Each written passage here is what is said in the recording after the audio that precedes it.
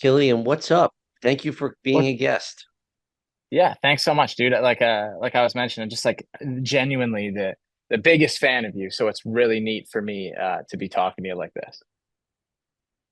Thank you. And I've as I've been doing this, I notice like I always gravitate to the coaches that end up like putting in the work themselves that I see training themselves because to me, like that's when you learn. Like you're your own guinea pig. You experiment with stuff, you figure stuff out rather than like, you know what, let me try this new thing I never did on somebody, right? Um, but that's cool. I appreciate all the work you put in. Thanks, man. I appreciate that, and I feel the same way as you feel. I think I just been raised my whole life like you can't expect anyone else to do anything that you don't expect yourself to do. So it's like I'm never going to be as good as anyone I train at any of the things I show them. But it's like I kind of got to know how it feels. I kind of got to know how to do it wrong. I got to know what you feel like the day after you do it. So yeah, I think there's no other way to, like you said, experiment and guinea pig ideas, but there's also another way to have like physical empathy for an athlete, like I That's got these it. three Yeah. kids. I got three kids out there right now running like four-way, lateral decel shuffles in a bungee and getting out and then going unresisted. And it's like, if you've ever been in that bungee and like ran, sprint decel lateral shuffle, you know how awful it is. There's no way you can just stand there, hold the bungee and, put these kids through it unless you really know, like, all right, this kid's actually gassed. His legs are actually dead. You know what I mean? All right, we got to take a break. So yeah, you got to have physical empathy for the athletes you work with, especially when they're kids. For sure. So we were just talking right before we hit record. Yesterday, the Florida Panthers won the Stanley Cup. The guy you trained, Sam Bennett, won MVP, won the Conn Smythe Trophy. And I was thinking, like, all right, you see a guy like that work that hard, and it's like, he puts in work in the gym. When you have somebody who has that kind of work ethic in the gym, do you add stuff into their program or do you keep it the same as you would someone of like their skill level, their athletic level? Yeah, I think, to that and using Sam Bennett as an example, like first thing I want to say is like I was a very small part of an incredible machine at Junction Performance in Toronto. Alongside like Jason Martin, Will, Chris, and Andy O'Brien and Luke, that worked, with Sam Bennett. And I got to be hands-on with him and things of that nature and use a program with him and be there. But a very small aspect of that machine, and even more so, I would say like a tiny fraction of the machine that is the Panthers organization. I have incredible respect for that organization as a whole, and everyone over there. And what they do. So, in an off season and things like that with Bennett or any other athlete, I think to your point, I've had more experiences of applying the brakes for someone than typically ever applying the gas for someone. You get a guy at that level who's that driven and that hardworking. Every athlete that makes it to that level can, they can throw fuel on a fire really easy themselves. And that's probably to their detriment more often than not. So I think in any room I've ever been in with athletes of that caliber, my job is watching, all the lights go off on the control panel and go like, all right, here's the don't work too hard today, or the finding a creative excuse to stay inside instead of go to the field. Like, you know what, timing wise, let's just stay indoors today just to, create lesser space to move. Or, what, like, let's do gymnastics instead of go to the track, or let's do gymnastics instead of running hills. And then you're finding creative ways to get the same level of output, same level of effort, um, but controlling the environment it's in, just so guys, at that level don't burn themselves out. Because you saw a guy like Bennett's playoff performance. That guy's going to work through, probably every obstacle known and unknown to get to the result. So I'm just the brake pedal for most guys, to be honest with you. I hope that answered the question. It was a terrible answer. Yeah, it does because you know what I think of like there's a good bit of Division 1 athletes that come in here and it's after just Yeah. like a week you can almost see like who now they all have a ton of skill, but who has like where they are literally giving it everything they have versus like 95%. Yeah. And to me, it's like trying to get all of them to that 100%, but not, like you said, overdoing it or just doing it in a smart way. But then the other side, and I'm curious about this, is all right, you have a pro athlete. There's a lot of money on the line. What do you not do, or do you kind of scale back your program, make it even a little bit more simple, just because the risk versus reward of like, I don't want to, I don't want this guy to get hurt. This could cost him a lot later on or anything like that. Yeah, I think, one thing, I'm especially lucky at the facility I work at now at Yo Murphy Performance. And I get to work so, kind of intimately alongside Yo, who, played in the NFL, in the CFL, played arena football, played in NFL Europe. Like he's the only guy to go to the finals in every professional football league that's ever existed. And he has that wealth of experience, and he has these deep personal relationships with every single athlete that comes in here. One thing I've learned from that experience is when you have a smaller group of athletes and you have a dedicated group of athletes, you get to like really understand on a human level where they're at. So to your point of being able to, control that intensity, or how do you measure the risk versus reward, you can just, you get to a point with someone where you know them well enough, you can see it. You can see it in the warm up, like you can see it in how they do a knee hug, or you can see it in how they do a hamstring kick or a lateral shuffle. You can see mentally like where they're at. You can just be like, you know what, today's not the day. Let's resist this guy and instead of letting him just all out run, or like, you know what, let's pull back on some change of direction work, and let's work, like you said, some more simplified, plyometric progressions, or some decel work, or some, change of direction principles where we're not letting him open up, or not letting him game like he would in certain drills. But, I think the best system the best system we have in doing that is knowing our athletes. You mentioned like I work with pro athletes, but I have this unique experience that I get to work with like dozens upon dozens of high school volleyball players. And I work with these, female high school volleyball athletes. And to your point of seeing someone at 95 and 100, it's such a funny experiment to just ask someone, and I'm sure you've done this, like, can you do that harder? Or can you try a little harder? Or can you go Yeah. 100%? Or like, hey, why don't we actually jump today? And then they go out and miraculously, jump 3 inches higher, run that little bit faster. So, those are things when someone's young, or even when someone's at the pro level, that you just learn, you learn to understand the person. And it makes those decisions, like you said. I don't think I think about risk versus reward in the front of my mind. It's just you kind of like, dap the player up and you're talking to him and you're like, yeah, you know what, today it's 2 sets. Just give me 2 sets today. Or you know what, stay in this, let's do another block of mobility. Like, oh, we were still warming up. Yeah. Give me one more block of this. Let's try this today. Yeah, we'll get to that at the end, and maybe you distract me, you never get there. So, but man, that's the human part of coaching. And I'm sure you know that, maybe even better than me, but it's like that's where you learn low, quote unquote, load management. Is you get to have a relationship with these guys, and you can see the human side of things. Yeah, I know, like for me, it's like I always tend to, rather than say like, all right, we're gonna go up and wait, be like, stay here and let's just move it with a little more intent, move it a little bit faster.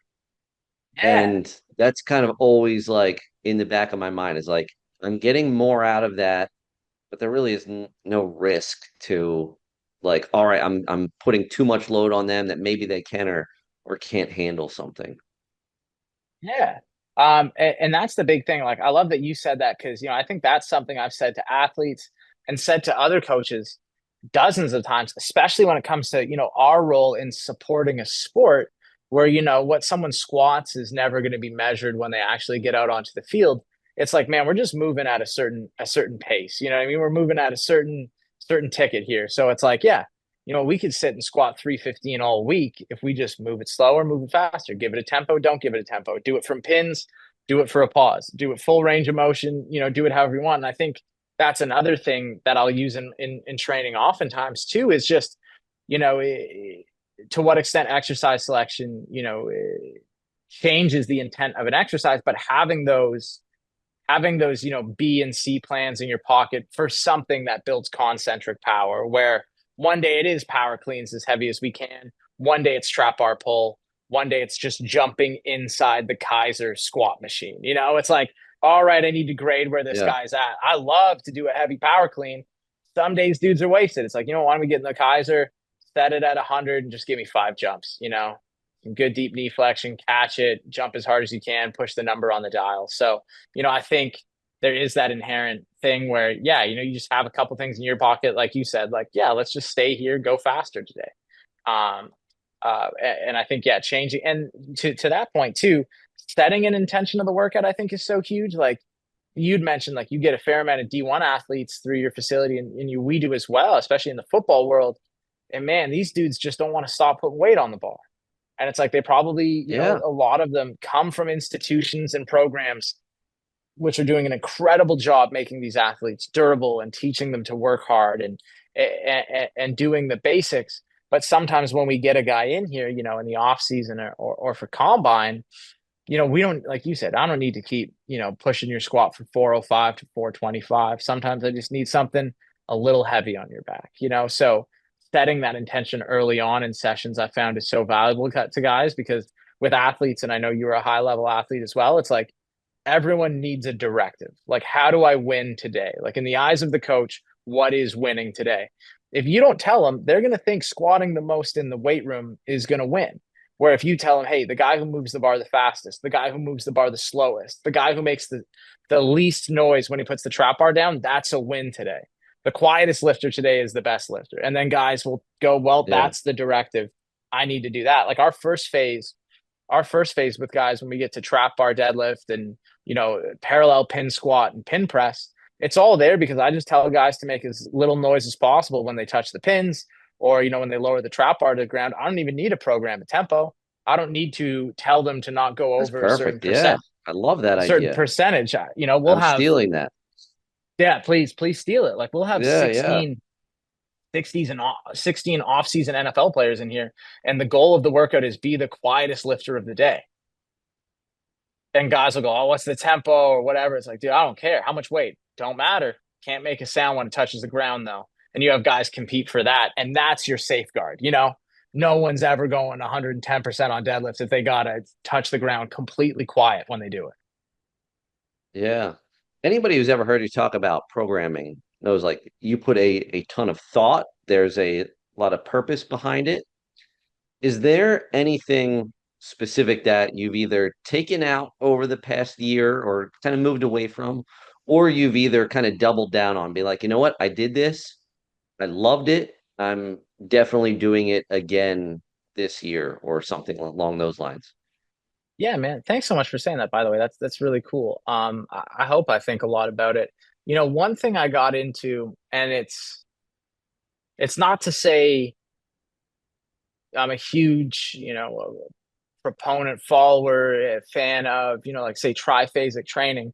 But one thing I've gotten into, I think when, with the way my life has changed and moved, and in the situation I'm in now where I'm always working with at minimum 6 athletes at a time. 20% of my day might be spent one-on-one. 80% of my day is a large group of athletes, and I might not know who's coming in. It might be at 11 a.m. The NFL vets can come in if they want to, and you have no Yeah. idea who's walking through the door. So with that kind of schedule, a big thing I've locked into is knowing where we're at in our off season, and knowing what I'm trying to achieve from our block of training. So it's like, man, for example, we got guys coming back from OTAs. A big part of what we want to do now is just make sure everybody is strong. We don't know what they did with their facility, but we know all these guys got to be as strong as possible because the season's coming up. So a big thing for me is, being able to isolate that outcome and say, hey, the outcome that I want is to get as strong as possible. And with that being said, it's like, I'm going to emphasize the eccentric phase. So I'm going to give guys tempos. I'm going to do things that are only negatives. I'm going to work in that eccentric phase only, and finding lifts that cater or allow for a super maximal output in just the eccentric phase. I'm not too concerned with power. I'm not too concerned with moving concentrically. I just need to be strong. So one thing I've doubled down on is just saying like, hey, this movement crushes guys when it comes to concentric power. I don't care if it's a full range of motion, this or that. It's a concentric power only movement. We're keeping it. If it's an eccentric only power movement that I can set up quickly in the gym and guys can overload it, I'm keeping it. And I've gone away from kind of middling in the details of, like getting guys to squat ass to grass or getting guys to bench to their chest, because Yeah. at the same time as that's great, it's minimizing the overall inches I'm getting towards the goal I want. If you come in, you want to get really strong, we're just going to go 8-second negative safety bar squat to the pins, crawl out of it, go into rack number 2, lift something off the high pins as fast as you can, and it's like, I'm going to own this one stimulus in this rack. I'm going to own the other stimulus in the Kaiser machine. We're going to keep them separate. We're going to allow guys to go absolutely crazy on both of them. Like that. I know for me personally, like if I bench press to touch my chest, if I do that for a couple weeks, I get like some biceps tendonitis. It really doesn't matter. Like what I do, it seems to always be there. So I will go like a couple inches above my chest, and Yeah. then after that, I'll do some like isos or like bottom of the push-up hold, or I'll do like a ring Yeah. push-up where I'm getting full range of motion. So I'm still hitting that at some point. And I've kind of like taken that also with like the athletes I train, where I've tended to go like a bilateral lift, get comfortable with your range of motion. Unilateral lift, I want full range of motion, even if that means that we're Yeah. going a little bit lighter. And Sure. it's probably something like I'll say like I've kind of doubled down on this year is just trying to keep it simple, but we're getting everything. And yeah, if you don't squat ass to grass, then you don't. That's okay. Yeah. And it's just such a, I think a lot of those things create, those are objectives for a strength coach or objectives for a trainer. It's like, I'm going to get all my guys barbell squat.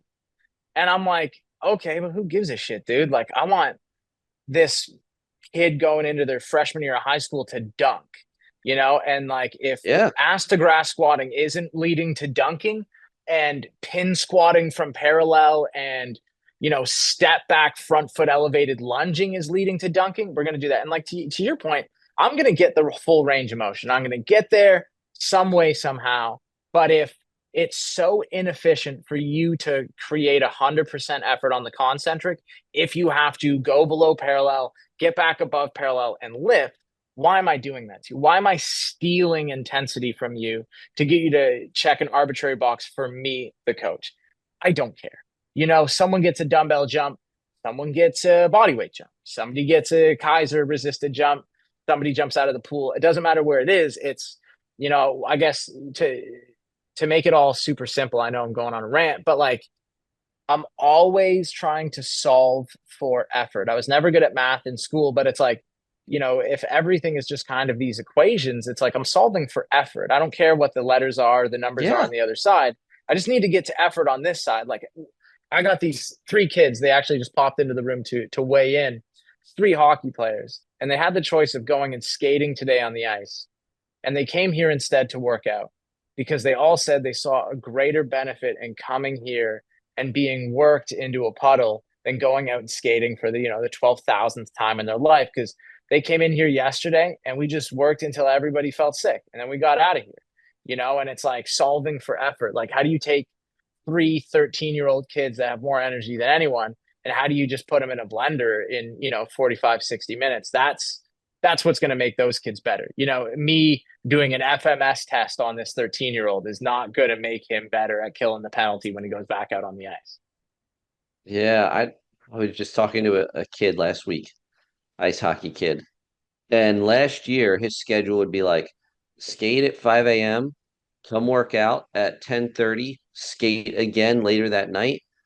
And I'm like, your number one goal, you told me, is you want to get faster. You are crushing yourself every day. Yeah.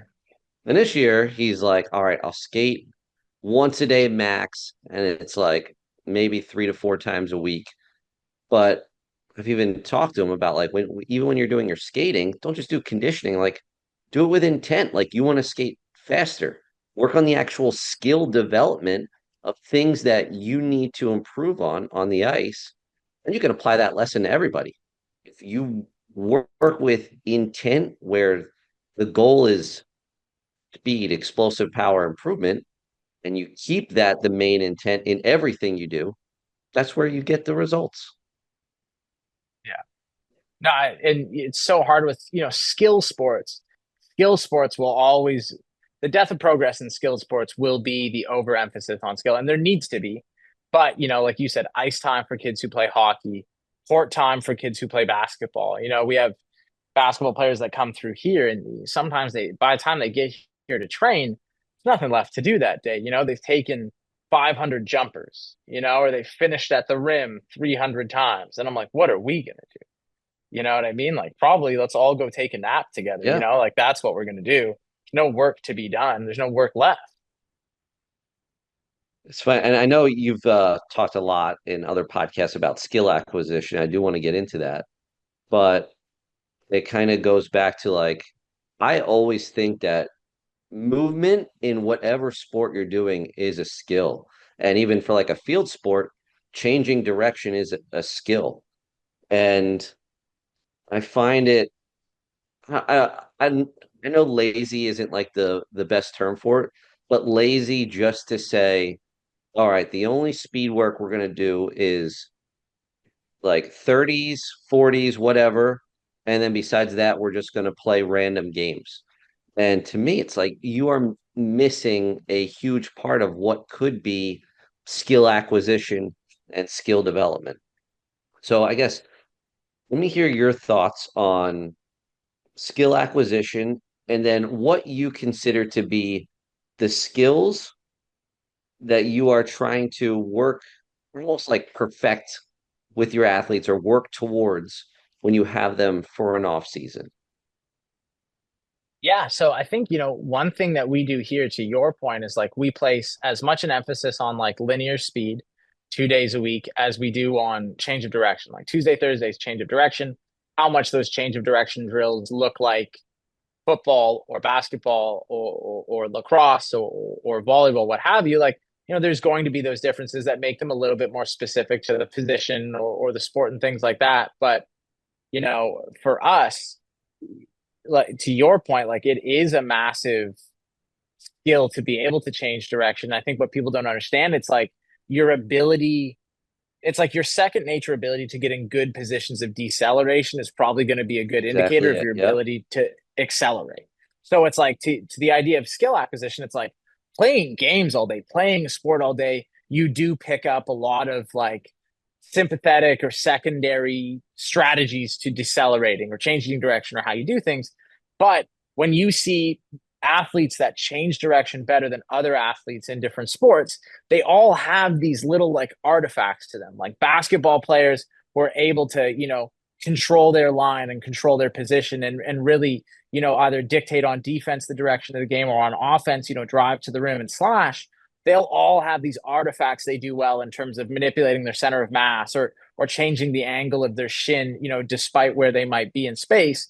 And it's like in football, it's guys who get in and out of their breaks, who can stay lowest in their hips, lowest in their knees, those decelerating factors. Same thing with hockey, right? Good accelerators in hockey can stay lower through their lower body, can stay in that more seated position longer than other athletes. As athletes get tired and rise up, they begin to decelerate in not a good way versus other athletes and limit their ability to control the flow of the game. So, for us on change of direction days, it's as much about the changing direction as it is, from the ground up. Me and my colleague Rick's had this conversation earlier today. It's building the basics of really like what are those positions we want to get in from, skater stops to, like segmented shuffle drills, to, over and back drills and these things where it's like, okay, now we're giving people those pieces, those kind of landmarks that they can, recall later when they're in a position where it's like, okay, I have to change position. The kind of plyo stops and things you do like that are so, to me, were so great, especially when applying them to sports. It's like having people understand how to switch their hips, how to get both feet to touch the ground on the same time, how to get their knees over their toes when they change direction, and not kind of fall into these negative shin angles all the time when they want to decelerate.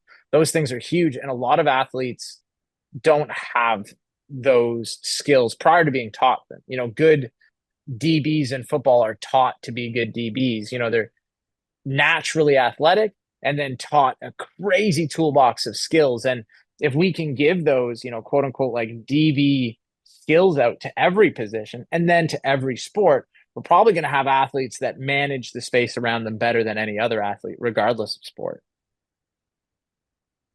Yeah, that's exactly it. Is like you to me, and I remember this from like Rob Gray's book. It's like your physical ability will change, or your perception will change based off of your physical ability.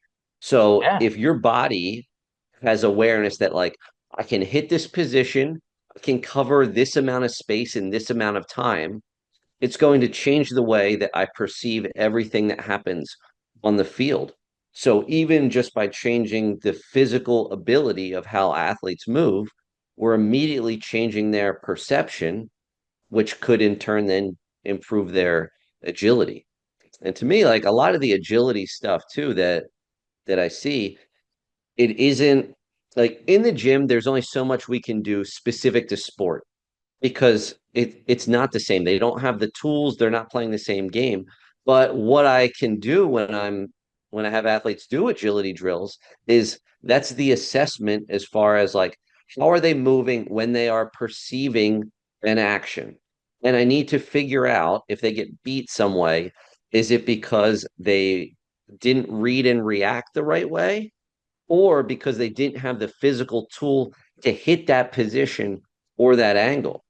And by doing those two things, you can always kind of go back and forth. Like, all right, they were able to read and react well in this situation. Let me make it just slightly more difficult by allowing the offensive player to maybe have a little bit more speed before the defender has to make a decision or something like that.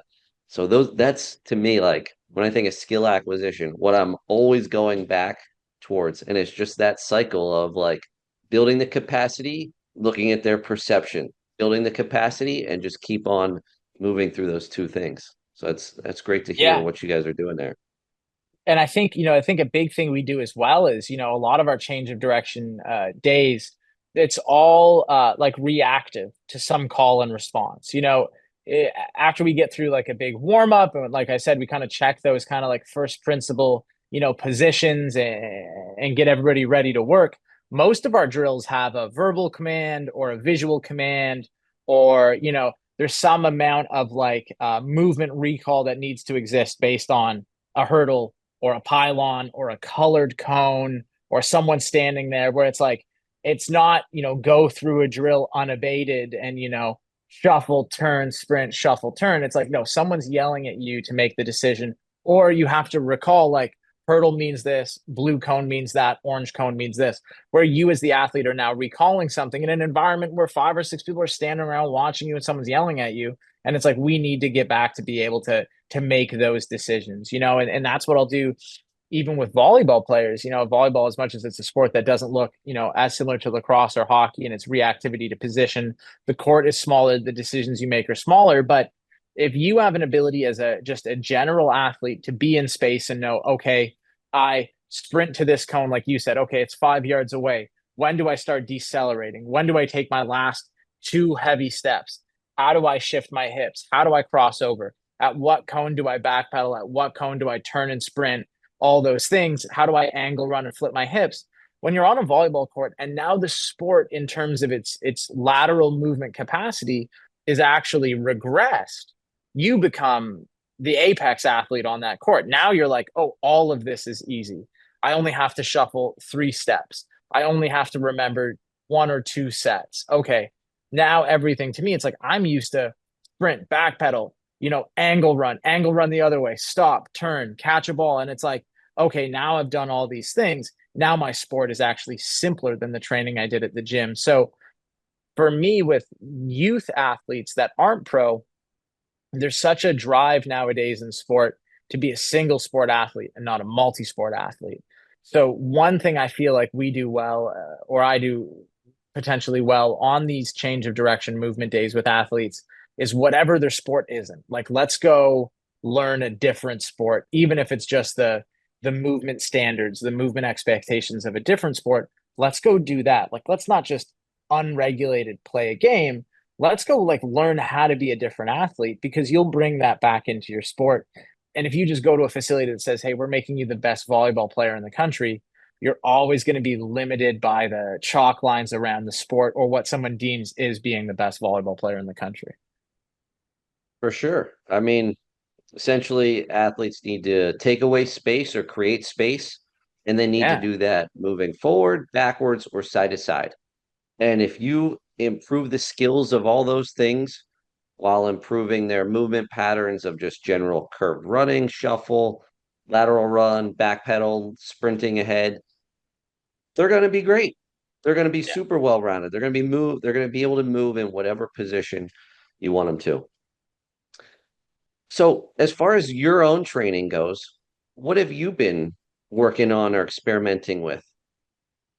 Honestly, I grew up playing, I don't know, like every other kid, I grew up playing a bunch of different sports.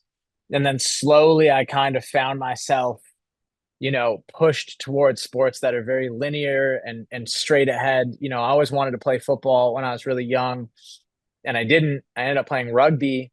And rugby, for anyone who's seen it, is a sport that just perpetually moves forward at all costs, kind of at a jog to sprint pace, very little lateral movement at a higher level. You're passing the ball more than you're trying to be the guy who makes the play laterally. So I've never been a great change of direction person, and I work at a facility now where unfortunately we have, arguably some of the best athletes in the country at running backwards and changing direction. And that's great. But, I always say, like, I'm pretty useless 2 days of the week. I get out there on the field on linear speed day. I love it. I feel confident in linear Ripping it. speed. I get guys in good positions. I can see what I need to be able to see. I speak about it confidently. Man, I'm not you. I'm not switching my hips and changing direction, doing all kinds of cool shit. I'm not that guy, but I got to be that guy. I have to be able to, by the end of the year, be like, yeah, I can go. I'm not a DB coach, I'm not a receivers coach, but I can go out there and, like you said, I can apply these principles to athletes. So, in terms of my own training right now, man, honestly, that's what I'm trying to be. Is I'm just trying to nail down a better command of smaller spaces. You know what I mean? My ability to move laterally, change direction, backpedal, create, take away space, and it's something, I think too, as like, I won't even say a has been athlete, but as like a never was. And it's like now I'm 33 years old. And it's like it's probably the first thing you lose is your command ability to command space. I mean, you stop playing sports, what are you doing? You're not, you know, boxing someone out at Publix. So, for me, as you get Yeah. older, as anybody gets older, as strength coaches get older, people get older, you lose opportunities to organically develop those skills. You know what I mean? And I'm just trying to find ways to reintroduce that in my training. So yeah, my biggest thing right now, man, like I said, I'd be stealing from you all the time, and I go to the field twice a week now, only on change of direction day. I don't go on linear speed day anymore. I only go on change of direction day, and I watch, I learn. I run a lot of the drills that I'd probably previously not be so comfortable with, because I would like to be that guy going into next year, or at least a little bit more of that guy in my space. I feel very confident in what I can do, in my corner of the facility or on my side of the field. But to better help my athletes, I got to be both. So yeah, man, a lot of change of direction stuff now. Um, Working a lot with volleyball as a big part of my schedule outside of the pros that we work with. So just getting back into a lot of like vertical jump training and just being a little bit more bouncy, spending a little less time on the ground than I probably have in the last couple of years, just sprinting more and being strong. So yeah, man, try to just take a different approach to being an athlete this year than say I have in years past, maybe a more complicated approach. I like that. It's funny for me. It's like I tend to once like summer hits, I can get outside. I'll do less change of direction stuff and more linear speed stuff, just because Yeah. in the winter I'll still like get in like some acceleration work, but I'm not going more than like 20, 25 yards for like months at a time. So for me, it's like trying to get back to some max speed stuff. I'll still get in the change of direction stuff, a few days a week for sure. But the It's main thing is like whenever I'm doing drills, I'm always picturing some sort of situation in some sort of sport in my head, whether it's something I saw on YouTube or just like watching a sport and just thinking, huh, if I was this athlete in this position, what would I need to do in order to either take away space or create space? And no matter what sport it is, the principles don't change. We still need to rotate our trunk, our new direction of movement. We still need to strike outside our center mass. And the faster we can reposition our feet and strike the ground hard, we're going to accelerate better. And that's kind of it. But the more you practice it, just like anything else, like the more you do it. And I'll tell you what, like I get in change of direction work myself, probably like 3 or 4 days a week. And that is like the thing that never leaves my training. And I yeah. feel like I can move even like smoother now than I was when I was like 35, like almost 5 years ago now. And there is something to be said about just doing it all the time and progressively making it a little bit tougher by adding in more speed, tougher movement patterns, but that's it. But I'd love to hear that that's what you're working on. So what is Yeah, next for man. you? Oh, go ahead. Oh no, I was just gonna say, yeah, dude. And like honestly, I know I've said it a few times, man, but credit goes to you, dude. I don't know how I ended up on your page and you just did this like sick, like little like plyo stop thing. You like, like went forward, went backward, flipped your hips and like sprinted out of it. And I just saw this clip and I must have watched that fucker like 10, sorry for saying that, but I must have watched that You're good. reel You're good. like dude, like 15 times. And I was just like, man, I got to go to the gym and I got to figure this out. Like it looked so sick. And I was like, man, I got to do this stuff in the gym.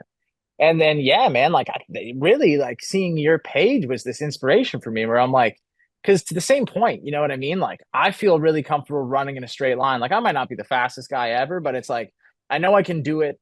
And when I demo stuff for athletes, athletes are like, oh shit, okay, that's how it's supposed to look. They don't care how fast I run. They're like, but those are the positions. That's what a bound is. That's what acceleration is. Okay, sick. Like that looks great. But man, I go out there on a Tuesday or Thursday and we're like, lateral hop this, curve that, drop step this. And they're like, hey, Kill, you want a demo? And I go, no, no, I don't want a demo. I'm like, you get over there. You show them how to do it. It's not for me, man. And it's like, man, that's feeling sucks. So yeah, no, credit to you, man. Like I saw you do it and I was like, oh man, like I got to do this. This looks sick. But yeah, dude, sorry, I forgot what you were about to say, but yeah, man, it was really cool finding your page and just being like inspired to be an athlete again, honestly. Thank you. I do appreciate that. I was gonna say, what is next for you? Kind of what are you working on? Yeah. What do you have Yeah. out? So yeah, man. So we're kind of like, man, I'm neck deep right now with NFL vets coming back for like the last phase of the off season. So 5, 6, 7 days a week, I'll be working with those guys. NBA draft is coming up. We were, fortunate enough to have a few guys that are going to be going into the draft, put their trust in us. My fingers are crossed to see where they go.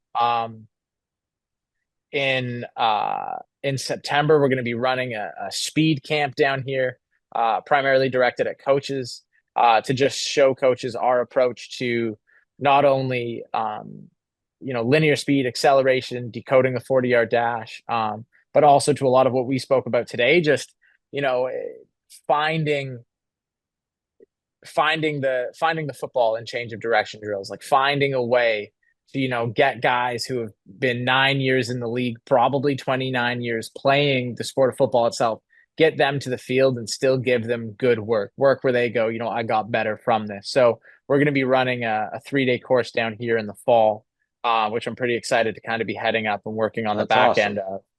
Yeah, man, and just hoping to give back. I think we do a good thing here in Tampa, and I know there's a lot of coaches out there that want to skill up on that side. I would have, back a decade ago as well. So I want to give back to people through a course like that. Um, Man, those are the big things. I think I have this lucky opportunity right next to our facility. We have a volleyball facility, Edge Volleyball, and their athletes put their trust in us, and I get to work with them a ton. So kids are like committing now to universities, and it's fun to just see these kids start to actualize what will be their dreams. So a lot of fun stuff coming up on that end too. But yeah, man. Um, Oh, I guess the other thing is in August, I'll be doing a CanFit Pro conference in Toronto. It's like the Canadian certification accreditation to be a personal trainer. So I'll be speaking at their conference. I'm speaking on skill acquisition as well as youth sports. So really excited to do that. I think everybody sees the pro side of what I do, but the helping younger athletes is super rewarding, man. Sometimes even more rewarding or even more cool at the end of the day. For sure. Just a quick little story. In college, Yeah. taking a public speaking course, first speech we can do is anything you want to do. 5 minutes, just kind of break the ice. I go up, I talk about the importance of youth sports and all the lessons it teaches kids. No joke, the very next person after me, their speech was why youth sports is bad. That's so funny. I love that. Like, what are the odds? But yeah. So I didn't get That's the last hilarious. word, so I don't know how people felt. Yeah. Yeah, I don't know, man. That other guy might have taken the flame from you. Yeah, I know. Well, Killian, thank you so much for your time. I do appreciate it. Uh, yeah, we'll have to do this again for sure. Dude, anytime, man. And then next time you plan on being up north of the border there in Toronto, let me know. I'll fly up. We'll get a hang in. We'll do. We'll do for sure. Awesome. Thanks so much, Jason. All right. Yep. Have a good one.